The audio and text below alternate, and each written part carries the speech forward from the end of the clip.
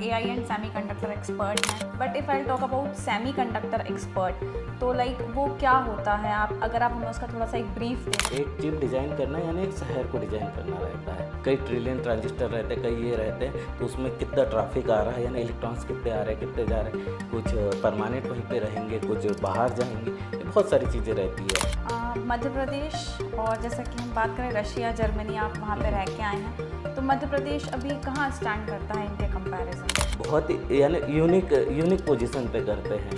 सबसे शांत स्टेट बोलना चाहिए और इन्वायरमेंट भी बहुत अच्छा है। अगर आप मध्य प्रदेश से बोला जाए तो यहाँ पे कार्बन क्रेडिट सिस्टम बहुत अच्छा डेवलप हो सकता है। आने वाले दिनों में मध्य प्रदेश क्या एक बहुत बड़ा टेक्नोलॉजिकल हब बन सकता है? मेरे हिसाब से बनना तो चाहिए, बस यही रहता है कि आप उनको जो इलेक्ट्रिसिटी कास्ट लगता है सर्वर चलाने का या कुछ भी बड़े हाई इंडस्ट्री चलाने का, वो आप बहुत कम कर दीजिए, सारे दूर के आपके पास में। कुछ लोग कहते हैं कि AI नौकरियां छीन रहा है और कुछ कहते हैं कि AI और नए रोजगार दे रहा है, तो उसके बारे में आप क्या कहना चाहेंगे? बैंकिंग सेक्टर में कंप्यूटर आया था तो बहुत प्रोटेस्ट हुए थे, पर धीरे धीरे अब सारे बैंक उसी पे डिपेंड है। ऐसे AI भी अब एक नया विंडो खोलेगा, नए नए जॉब का खोलेगा।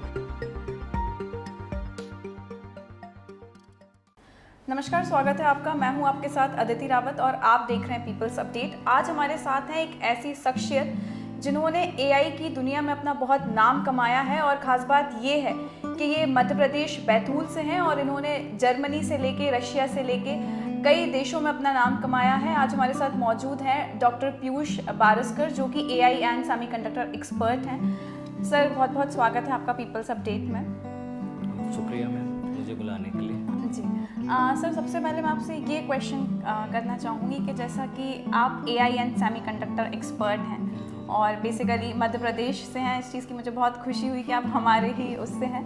तो सर, ये जर्नी आपने कैसे स्टार्ट की? मतलब आपके दिमाग में कैसे आया कि you will be AI and a semiconductor expert? Actually AI जब मेरी पढ़ाई चल रही थी इंजीनियरिंग, यहीं भोपाल से मैंने इंजीनियरिंग करी, तब AI जैसी चीज़ें सिर्फ मूवी और इसमें हुआ करती थी। पर मेनली जो मुझे सबसे ज़्यादा इंस्पायर करा वो टर्मिनेटर मूवी मैंने करा था। तब वही रहता था कि हॉलीवुड की टर्मिनेटर मूवी है कि एक चिप बनाई जिसके कारण पूरा वर्ल्ड चेंज हो गया। तो उसके लिए सबसे उसकी क्या पढ़ाई कर सकते, तो इलेक्ट्रॉनिक इंस्ट्रूमेंटेशन चुना गया था कि इलेक्ट्रॉनिक है और उसके इंस्ट्रूमेंट यानी आपको करते जाना है। धीरे धीरे जब आगे की पढ़ाई करी तब समझ में आया कि क्या क्या कर सकते हैं, आगे कैसे जा सकते हैं और इसमें और क्या क्या कर सकते हैं। तो फिर उसमें आर्टिफिशियल इंटेलिजेंस का उपयोग करके चिप को और फास्ट बनाने के इसमें मैंने PhD करी है। अच्छा, मतलब ये आपका स्टार्टिंग से जो हम जैसे 10th-12th के जो हम सब्जेक्ट चूज़ करते हैं और उसमें हमें एक ड्रीम सेटअप करना पड़ता है, तो बेसिकली आपका ड्रीम था या it was a turning point, या आप कुछ और करना चाह रहे थे और आप AI और सेमीकंडक्टर एक्सपर्ट बन गए? नहीं, ऐसा नहीं था। मेरी हिंदी बहुत बेकार थी, यानी जिसके चक्कर में मेरे मम्मी पापा दोनों टीचर हैं और टीचर का लड़का हिंदी में फेल हो जाए। तो एक छोटे से गांव से आता हूँ मैं, बैतूल ज़िले के भी 60 किलोमीटर इंटीरियर में है भैंसदही। वहाँ पे ये बात यानी एक वाइल्ड फायर टाइप की हो गई कि प्रिंसिपल के लड़के और घर पे फिर जो अपनी माँ का प्यार रहता है चप्पल और इनका, वो बहुत ज़्यादा था। पर मम्मी का भी मैथमेटिक्स बैकग्राउंड बहुत अच्छा है, तो हम दोनों भाई जो थे उनका भी मैथ्स बहुत अच्छा था। तो लैंग्वेज में थोड़ी प्रॉब्लम जाती थी और फिजिक्स मैथ्स ये बहुत इजी था। तो इंजीनियरिंग फील्ड स्वाभाविक थी मेरे लिए कि 10th के बाद में क्या करना है। कोई भी पढ़े लिखे माँ बाप भैया डॉक्टर बना दो या इंजीनियर बना दो, पर डॉक्टर में आपको लैंग्वेज याद करना पड़ेगा। मुझे जब मैं पहली बार अपनी एक आपको थोड़ी सी स्टोरी बता दे रहा हूँ। हाँ, मैं पहली बार जो मेरी अभी करंट वाइफ है उससे मिलने के लिए जब गया था कि एक पर्सनल मुलाकात करा दिए जाए, जो रहता है अपने इसमें कि सब सेलेक्ट कर लिया, ये कर लिया, और उनको हम जाके एक बालकनी में बातें कर रहे हैं, तो मुझे उसका नाम तक याद नहीं था। हमेशा भी मुझे टीस करती है, अभी उनका नाम नियति है नियति बारस्कर है। तो मैं उनसे पूछता हूँ कि आपका नाम क्या है, तो यानी नाम याद करना बहुत ज़्यादा, और बायो में हर चीज़ उटपटांग नाम से है, वो सीधे इससे लिख ही नहीं सकते हैं। कैंसर है तो कौन से टाइप का कैंसर, वो नहीं। जैसे इंजीनियरिंग में है कि बफर कर रहे हैं यानी थोड़ा सा रोक रहे, बफरिंग कर रहे हैं, या आपका ब्लैक होल है यानी काला गड्ढा है दिख रहा है इसलिए वही बोल रहे हैं। डॉक्टरी में ये चीज़ें नहीं कर सकते, तो इस चक्कर में वो डॉक्टरी की फील्ड को बिल्कुल मैं इग्नोर करा कि कैसे भी करके डॉक्टर बन जाए। एक तो उनका डायलॉग रहता था, एक टुर्रू सा पेन लूँगे, 100 रुपये कहीं नहीं गए, डॉक्टर बन गए आप। तो ये सारी चीज़ें पर वो हो नहीं पाई। पर फिर 10वीं के बाद में मैं बॉयज़ हायर सेकेंडरी से अपनी स्कूलिंग करी। फिर उसके बाद में यहाँ पे भोपाल के बंसल इंस्टीट्यूट है, वहाँ से मेरी इंजीनियरिंग कंप्लीट हुई। फिर नॉर्मल इंजीनियर बन गया था। फिर थोड़ा सोचा कि अब अच्छे से पढ़ लिया जाए, तब थोड़ा सा नॉलेज आया। तो हैदराबाद में एस कोचिंग है, तो वहाँ पे कोचिंग करी, तब जाके मैं परफेक्ट इंजीनियर बना कि किस टाइप का रहता है, क्या रहता है। तो तब गेट का एग्ज़ाम दिया था, तब मुझे 1800 कुछ रैंकिंग आई थी मेरी, पर उसमें कोई आईआईटी मिल नहीं पा रहा था और एनआईटी लेना नहीं था। तो फिर थोड़ा सा रसिया के तरफ गए, वहाँ के एक इंस्टीट्यूट का नाम यही गूगल पे सर्च करा, सुखोई एयरक्राफ्ट तब परचेज़ कर रहे थे, तो सुखोई इंस्टीट्यूट था, तो सुखोई इंस्टीट्यूट में मास्टर डिग्री के लिए अप्लाई करा गया। तो वहाँ पे मुझे असिस्टेंट प्रोफेसर की जॉब मिली और वहाँ पे कुछ फॉर्मूले पेटेंट हुए, जिसके कारण मुझे बर्लिन टेक्निकल यूनिवर्सिटी में पीएचडी का ऑफर मिला। 10th में आपकी सप्लीमेंट्री आई थी? नहीं, 8th में। 8th में आपकी सप्लीमेंट्री आई थी? जी जी। तो आप मतलब उस फेज़ को आपने कैसे डील किया? वो तो सबसे पहले तो ये समझ में नहीं आया कि सप्लीमेंट्री होती क्या है। बोले 1 महीने बाद में फिर एग्ज़ाम देना है। पर जो एक डिसअपॉइंटेड किड रहते हैं घर के, जो रहते हैं ना बदमाश लड़के ज़्यादा, इस टाइप का था। पर वही है कि पापा जी बहुत सपोर्टिव था, कुछ नहीं होता है, पर मम्मी का बहुत ज़्यादा था प्यार कि क्यों होता है। तो वही चीज़ें चली। पर एक बार जब लाइन पकड़ी है तो अब सबसे ज़्यादा छाती उन्हीं की होती है कि मेरे लड़के हों, बाहर पढ़ लिए, ये कर लिए, ये जो भी समाज में रहता है। जैसे अभी हम घर जाते या कहीं पे भी जाते तो हमारे लड़कों को गाइडेंस दो, ये दो, वो चीज़ें चलते रहती है। पर वही एक चीज़ आ जाती है कि जब किसी को बोलने जाते हैं कि आप भी बहुत पढ़ाई करो और फिर अपने ऊपर सोचते हैं, तो फिर वो कि मैं तो उस समय में बिल्कुल ही यार आउट ऑफ सिलेबस टाइप का लड़का था। तो वही रहता है कि जब जिसकी चीज़ क्लिक कर जाती है वो आगे बढ़ जाता है।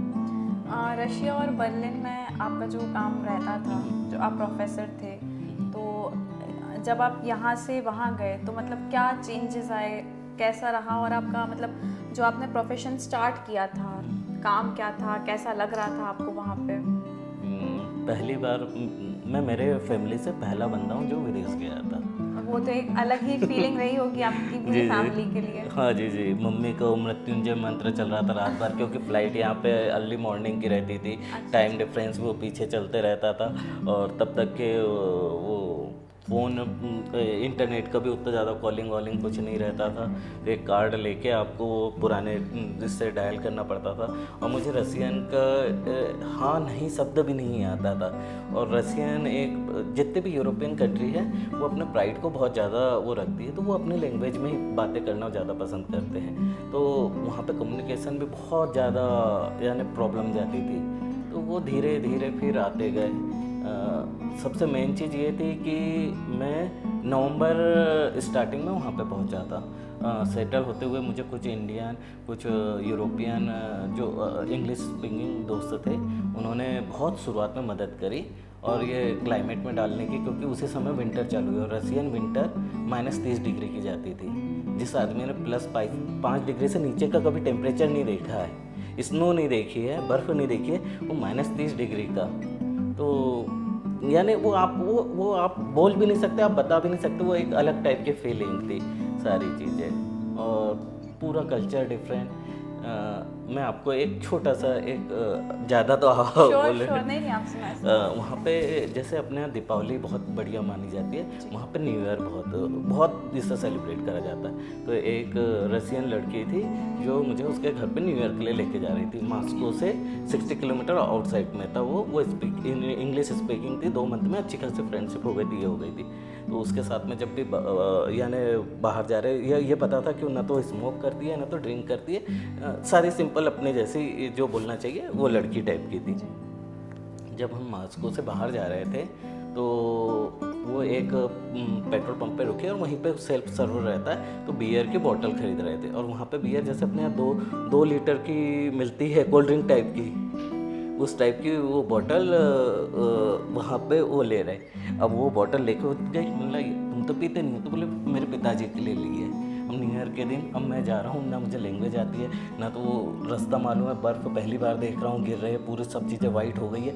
तो मुझे वो तब रॉन्ग टर्न मूवी आई थी, तो रॉन्ग टर्म मूवी का चल रहा है कि कौन सा सिम्बॉल से, क्योंकि लैंग्वेज भी रसियन में लिखा है, ये लिखा, मैं याद करते जा रहा हूँ कि कौन से डायरेक्शन में क्या गया क्या नहीं गया, कि कहीं भागना पड़े। यार वो जो दिमाग में भ्रष्ट से भ्रष्ट हो सकता है वो सोच रहा हूँ। और ऊपर से ये सोच रहा हूँ कि जैसे अपन ने अपने इंडियन मूवी में स्टेरियोटाइप का देखा है कि जो अपने लड़के से अल्कोहल बुला सकता है वो बाप कितना बेकार होगा, ये होगा, यानी डर का एक अलग आ रहा, पर वो दिखा भी नहीं सकते कि उनके त्यौहार में उन्होंने पहली बार बुलाया है।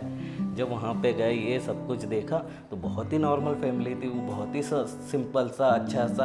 उनके इसमें अगर बच्चा पैदा हो तब भी अल्कोहल रहता है, जब आदमी मरता है तब भी अल्कोहल, उनका कोई भी फेस्टिवल बिना अल्कोहल के नहीं होता है। तो वही सारी चीज़ें थी। तो यही यानी उस दिन मुझे समझ में आया कि जो चीज़ यहाँ पे सही है वो वहाँ पे गलत है, यानी वो समझ नहीं पाते कि क्यों गलत है। और जो चीज़ यहाँ पे गलत है वहाँ के लिए बिल्कुल नहीं सही है। तो यानी आदमी को आप उसके कवर से या रैपर से आप जज नहीं कर सकते, ये नहीं कर सकते। वो कल्चर को एंजॉय करिए, आपको अपने फ्रेंडशिप और सारी चीज़ें मिल जाती है वहाँ पे। तो बहुत ही अच्छे और बहुत ही बढ़िया तरीके से रहे मेरे लाइफ के।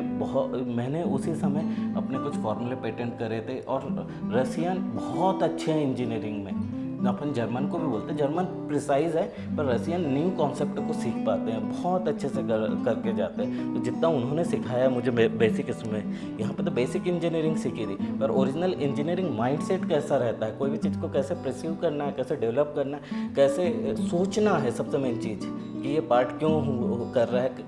यानी मेरे जो प्रोफेसर थे अलेक्जेंडर मुरास्को, उन्होंने एक ही चीज़ पूछा था, हमेशा एक क्वेश्चन पूछिए हाउ नॉट वाई, यानी कैसे हुआ, क्यों हुआ तो आप भगवान के इस पे चले जाओगे और छोड़ दोगे, बस कैसे हुआ तो आप इंजीनियरिंग दिमाग लगा के उसके पीछे का कुछ ना कुछ ढूंढोगे। तो वहाँ से फिर साइंटिफिक एजुकेशन चालू हुआ और ये अभी तक के है। अच्छा, जैसे कि आप एआई एंड सेमीकंडक्टर एक्सपर्ट हैं, तो एआई तो हमें पता है और आज उसकी स्कोप भी बहुत है, बहुत वास्ट हो चुका है artificial intelligence. But if I talk about semiconductor expert, तो लाइक वो क्या होता है, आप अगर आप हमें उसका थोड़ा सा एक ब्रीफ दे दें, और आपका काम क्या है एज अ सेमीकंडक्टर एक्सपर्ट?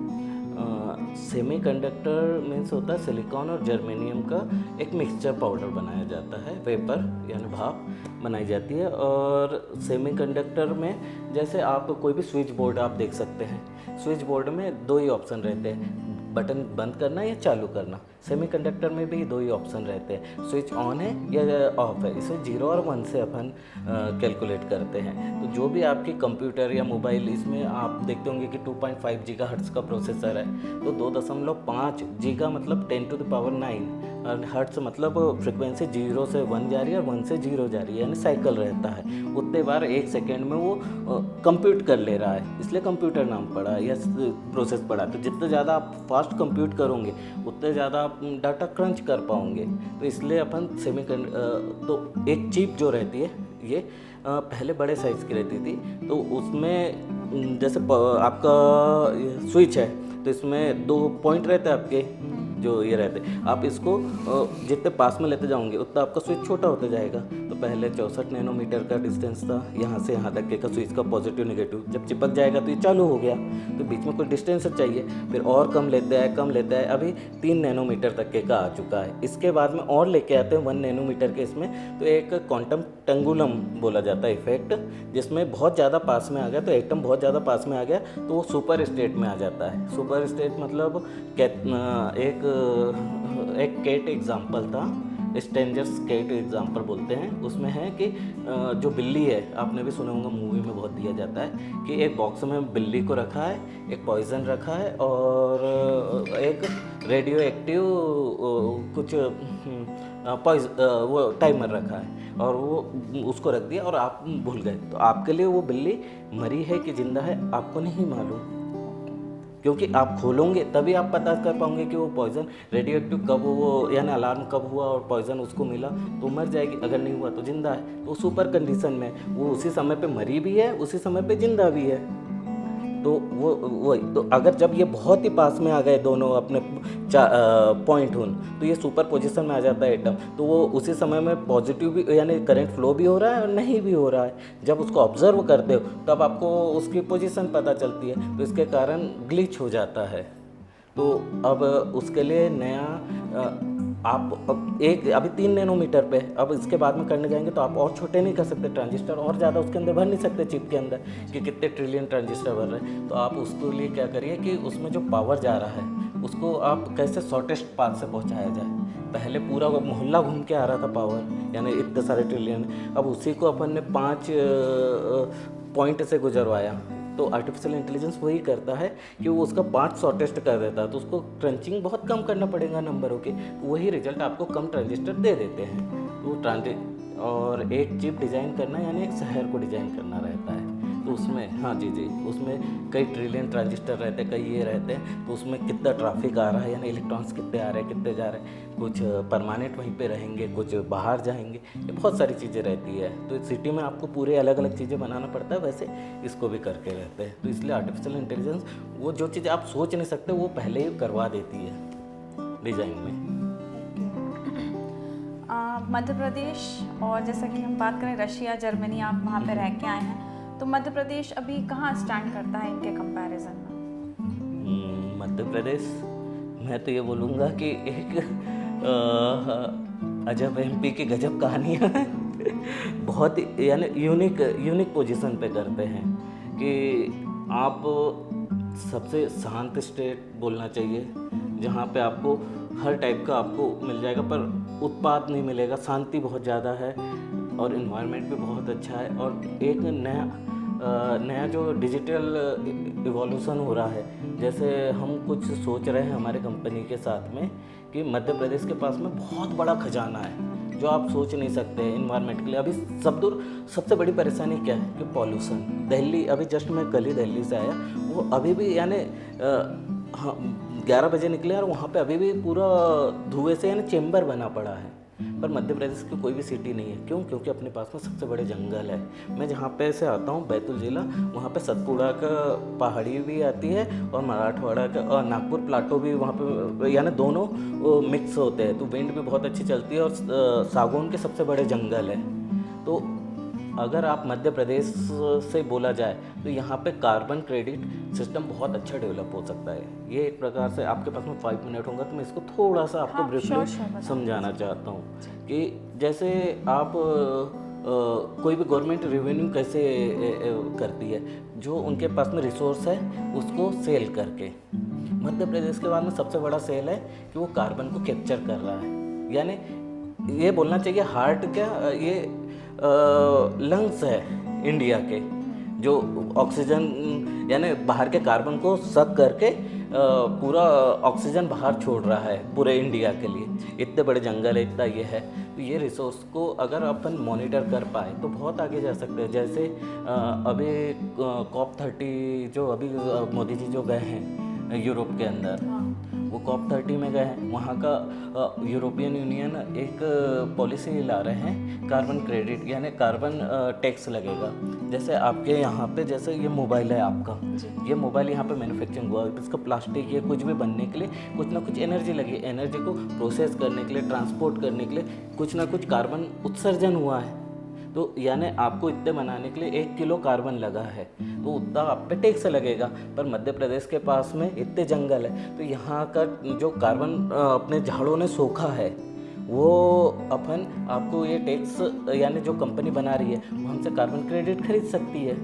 वो कार्बन क्रेडिट खरीदेंगे तो मध्य प्रदेश के पास में एक रेवेन्यू का नया मॉडल आएगा। अभी जंगल अपने को क्या देते हैं कि थोड़ा सा टूरिज्म, थोड़ा सा वन उपज, जानवरों की ये वो सारी चीज़ें, पर एक एसेट के तरह कर लिया जाए। जैसे कुछ स्टेट IT में चले गए हैं, कुछ स्टेट मैन्युफैक्चरिंग, जैसे गुजरात मैन्युफैक्चरिंग में चला गया है पूरा का पूरा, हैदराबाद एक अलग ही IT में यानी एक इकोनॉमी में बूम कर रहा है कि वहाँ पे फाइनेंशियल नए स्टार्टअप के लिए, वो तेलंगाना कुछ भी करते जा रहा है। ऐसे आप बहुत सारे आएंगे। मध्य प्रदेश ये कार्बन को रिसोर्स करे, जैसे पेट्रोल को आप रिसोर्स करते हैं, किसी को बेचते हैं, ऐसे ये क्रेडिट बेचिए कि मैंने आपका कार्बन पकड़ा तो मुझे पैसा चाहिए, बहुत सारे अमीर जो देश बने हैं, जैसे ब्रिटेन, पहले वो पूरा कोल जला जला के वो बेचारे अमीर बने हैं। अब हमारी बारी आई तो वो साफ साफ टैक्स लगा रहे हैं।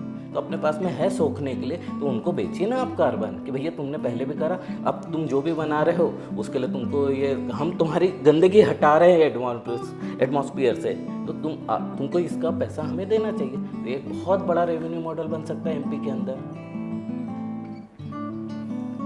ऐसी कोई एक टेक्नोलॉजी, आप जहाँ रहे हैं तो ऐसी कौन सी ऐसी टेक्नोलॉजीज़ हैं जिससे मध्य प्रदेश लैग कर रहा है अभी प्रेजेंट सिचुएशन में? आपने मतलब कुछ ऑब्जर्व किया होगा कि यहाँ ये चीज़ है, हमारे यहाँ नहीं है। तो मध्य प्रदेश के रोड बहुत अच्छे बन चुके हैं, इसके तो क्रेडिट जाता है। बस यहाँ पे ड्राइविंग का सिविक सेंस सबसे ज़्यादा लेक कर रहा है, जिसके कारण एक्सीडेंट के कारण कई अच्छे से अच्छी जो यूथ का लॉस कर रहे हैं, ये कर रहे हैं, इसको आपको मेनली करना पड़ेगा। और दूसरा थोड़ा सा प्रोफेशनलिज्म एजुकेशन में ज़्यादा लाना पड़ेगा। अभी भी जैसे हमारे इंजीनियरिंग, अभी का मुझे उतना आइडिया नहीं है, मैं बहुत समय से बाहर हूँ, पर इंजीनियरिंग के वक्त 8086 हमें प्रोसेसर पढ़ाया जाता था। ये 1986 में बना वाला है प्रोसेसर, ये इसी के आर्किटेक्चर पे आगे के बने हैं। तो उसके साथ में भी और भी, यानी सिलेबस को अब मॉडर्न हिसाब से आपको इंटीग्रेटेड भी करना पड़ेगा और अपडेट भी करना पड़ेगा। ये अपने टेक्निकल एजुकेशन में अभी भी थोड़ा सा पीछे है, इसलिए जो इंजीनियर निकलते हैं तो उनको क्वालिटी आने में बहुत समय लगता है, जब तक कि वो कोई बड़ी कंपनी में काम ना करे, कहीं पे इंटर्नशिप ना करे। तो एजुकेशन एक सेकेंडरी रहना चाहिए और उनको काम करवाना पहले चाहिए। अगर किसी को ये कोर्स करना हो या इस फील्ड में आगे जाना हो तो क्या सजेशन देंगे आप, कैसे जाना चाहिए? क्योंकि जो आजकल के स्टूडेंट्स हैं, they are like very confused कि हम क्या करना चाहिए। और अगर they used to be like कि हमें इंजीनियर ही बनना है, तो इस फील्ड में कैसे जाएं, कैसे एक्सपर्ट बने? आज तो इंटरनेट ने एक बहुत ही बड़ा आपका सॉल्यूशन दे चुके हैं। आपको कोई भी फील्ड के लिए परफेक्ट नहीं बनना है। अगर यही आज से 10 साल पहले रहता तो आपको प्रॉपर इंजीनियरिंग करके आपको एक स्किल सेट सीखते हुए जाना पड़ेगा।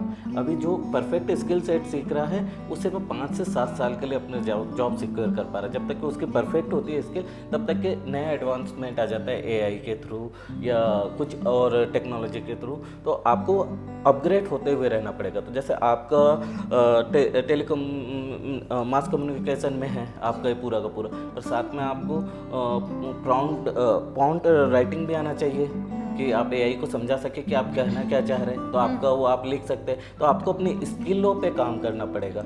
ये बेसिक एजुकेशन पे आप सेकेंडरी काम करिए।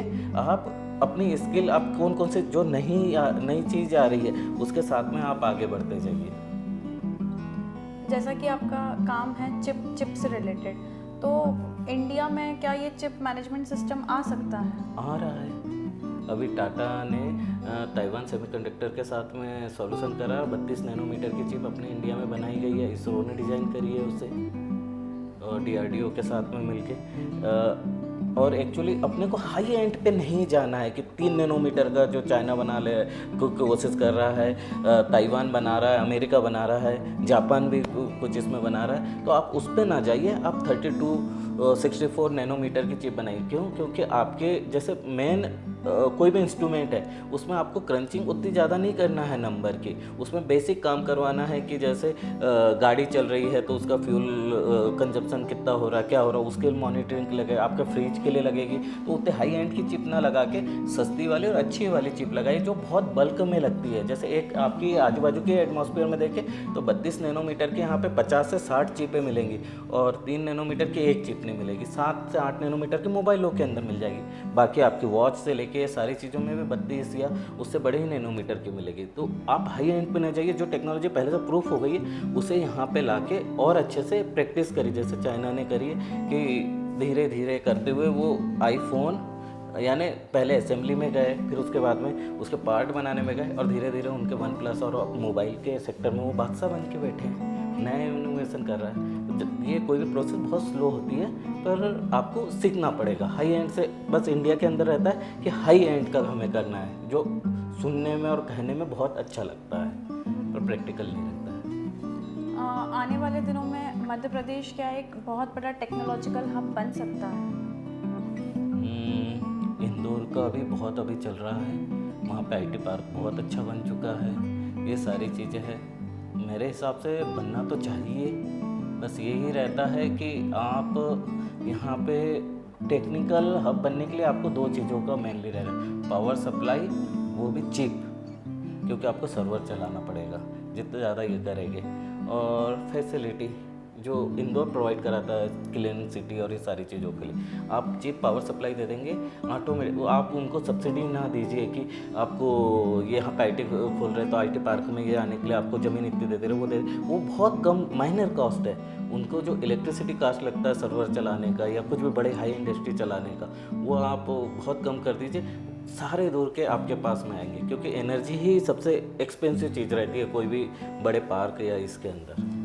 अगर हम बात करें अभी एआई की, तो जैसा कि कुछ लोग कहते हैं कि एआई नौकरियां छीन रहा है और कुछ कहते हैं कि एआई और नए रोज़गार दे रहा है, तो उसके बारे में आप क्या कहना चाहेंगे? मैं थोड़ा थोड़ा एग्री भी हूँ और डिसएग्री भी हूँ इसके लिए। जैसे बैंकिंग सेक्टर में कंप्यूटर आया था तो बहुत प्रोटेस्ट हुए थे, ये सारी चीज़ें थी, ये पर धीरे धीरे अब सारे बैंक उसी पे डिपेंड है। ऐसे एआई भी अब एक नया विंडो खोलेगा, नए नए जॉब का खोलेगा, जो पहले अपन ने सोचे भी नहीं थे, जो ये करे भी नहीं थे। पर ये अपन सोचते हैं कि एआई सारे जॉब छीन लेगा, ये बिल्कुल भी पॉसिबल नहीं है, क्योंकि एआई वही चीज़ कर सकता है जो पहले कर चुके हो आप, उसको बता चुके हैं। वो बिल्कुल नया दिमाग लगा के नई चीज़ के लिए नहीं रहता है। और अभी और आज से 10 साल बाद तक के डिफेंस का भी एआई ले लीजिए तो समझ लीजिए कि ये इतनी इंटेलिजेंस है उसमें कि एक रिटायर्डेड कॉकरोच है। यानी अब रिटायर्डेड कॉकरोच पूरे इस पे कब्जा करना चाहे तो वो फिर उससे बड़े फिर तो हमारी ही गलती है। और दूसरी चीज़, एआई का उपयोग अभी फ्री में मिल रहा है, इसलिए आपको कह रहे हैं, पर आपको एक एआई से काम कराने के लिए टोकन देना पड़ता है, उसको भी एनर्जी लगती है, यानी कुछ पैसा देना रहता है। तो एक प्रोफेशनल आदमी, उसके पास में कुछ धीरे धीरे स्किल बनते जाती है, उसके लिए आपको वो स्किल सिखाने के लिए आपको बार बार पैसा नहीं देना पड़ता है। पर यहाँ पे आपने अगर वो स्किल सिखाई है तो उसको होल्ड करने के लिए भी पैसा देंगे और उसके साथ में इंक्रीज़ करने के लिए भी पैसा देंगे आप। तो एआई बहुत ज़्यादा एक्सपेंसिव पड़ जाता है कंपैरिजन टू इंडियन वर्कर। बाकी यूरोपियन या अमेरिकन देखा जाए तो वहाँ के हिसाब से सस्ता है, क्योंकि वहाँ पे लेबर पावर कम है, पर यहाँ पे अपने पास में दिमाग वाले बहुत भरे पड़े हैं। इसलिए इंडिया का फेवरेट गेम चेस है, ये आपका 17 क्या बोलना चाहिए, बहुत सारे जो अपने यहाँ गेम जो बनाए गए हैं वो सिर्फ बैठ के अच्छे से करने वाले बनाए गए हैं। वो स्पोर्ट्स वाले अपन इसीलिए है क्योंकि सोचना ज़्यादा पसंद है। बैठे उस ज़माने में जब लोग बाग नमक के पीछे भाग रहे थे, यूरोप वाले पानी के पीछे अरब और अफ्रीका वाले भाग रहे थे, तब अपन नंबर क्रंच कर रहे थे। तब अपन ने जो अरेबियन नंबर बोलते हैं वो इंडियन नंबर है, वो पूरे का पूरे अपन ने ला के दिए, सारी चीज़ें ला के दी। तो इस चीज़ों में अपन बहुत आगे हैं। तो इंडियंस की जॉब जाना बहुत लंबे समय बाद में रहेगा, जब तक कि नई नई स्किल सेट आ जाएगी और उसको भी कन्वर्ट करने के लिए अपन नया बेचे आएंगे। तो ये देखिए हमारे साथ मौजूद थे डॉक्टर पीयूष बारस्कर जी, जिन्होंने एआई और सेमीकंडक्टर की फील्ड में बहुत नाम कमाया है और हमारे साथ भी बहुत सारी जानकारी साझा की है। अगली बार मैं आपको मिलती हूँ एक नई शख्सियत के साथ। तब तक बने रहिए पीपल्स अपडेट के साथ। वीडियो जर्नलिस्ट तरुण यादव के साथ मैं अदिति रावत, पीपल्स अपडेट भोपाल।